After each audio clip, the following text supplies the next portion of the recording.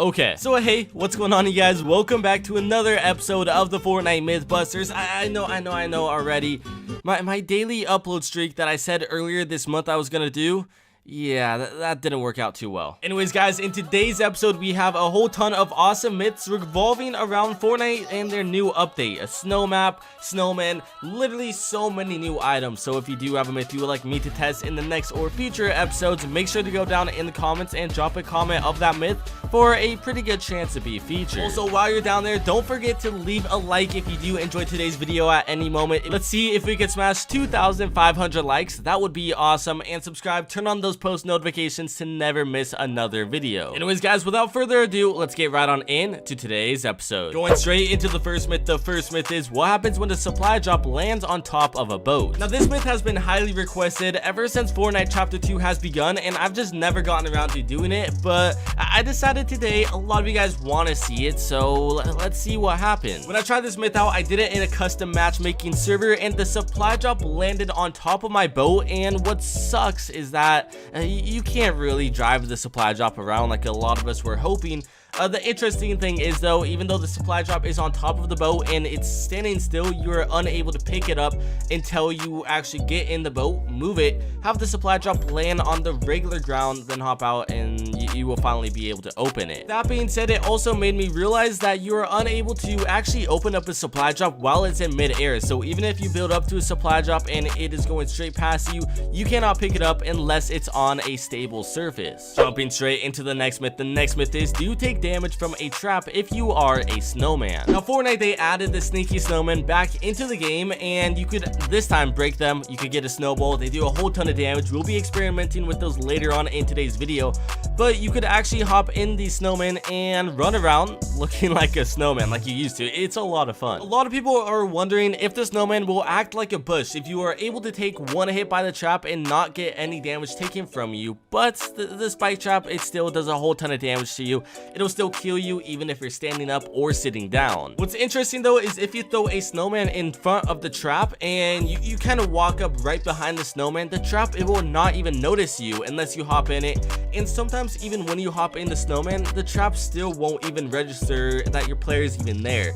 In this case, I was not able to get it. The footage got corrupted from earlier on in the day where I actually did this in a regular game, but it is possible. Overall, though, I definitely wouldn't mess with an enemy spike trap. Going straight into the next myth. The next myth is, what happens when you ride a hoverboard into the ocean? Will it sink? Will you drown? What exactly happens? I'd say the hoverboard has the best chance of actually returning back into the regular game, so knowing this will definitely help you out a lot, because when you do ride a hoverboard into the ocean, you'll be able to ride at the bottom of the ocean. Nobody will even notice you, and the crazy thing is that you are unable to take damage by the water, kind of like drowning. We tested this way back at the beginning of Fortnite Chapter 2.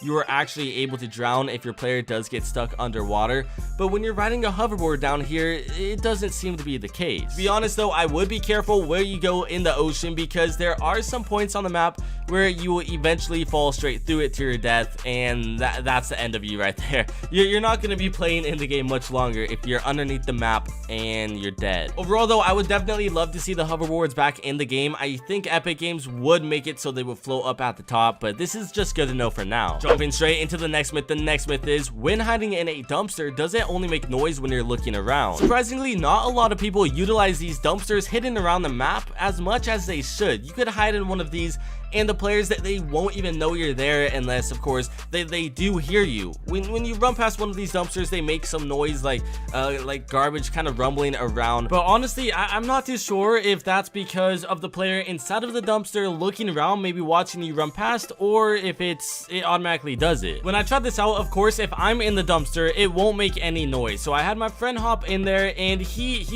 had his hands off his mouse. He was not looking around no matter what. He was just looking in the direction from when he first jumped in there, and the dumpster, it was making noises randomly. I would say every like 3 to 5 seconds. When my friend would actually move his mouse around and look around as well, the pattern would be the exact same. It would still make noises every 3 to 5 seconds as well. Honestly, this is very good to know, and it might definitely save your life in a game. Going into the next myth. The next myth is, will a boat rocket do damage to a supply drop? This has also been another highly requested myth on my series here, and I finally tested it out, and surprisingly I tested it the exact same time when I tried an earlier myth in this video with the supply drop landing on top of the boat. If you didn't notice it earlier, I actually launched a rocket at the supply drop when it was on top of my boat, and it did several circles around the drop. It eventually hit, and I mean, it hit pretty hard. I would say I think it did about 450 damage. So in a solos game or even a duos, just 2 rocket hits to a supply drop will definitely make it,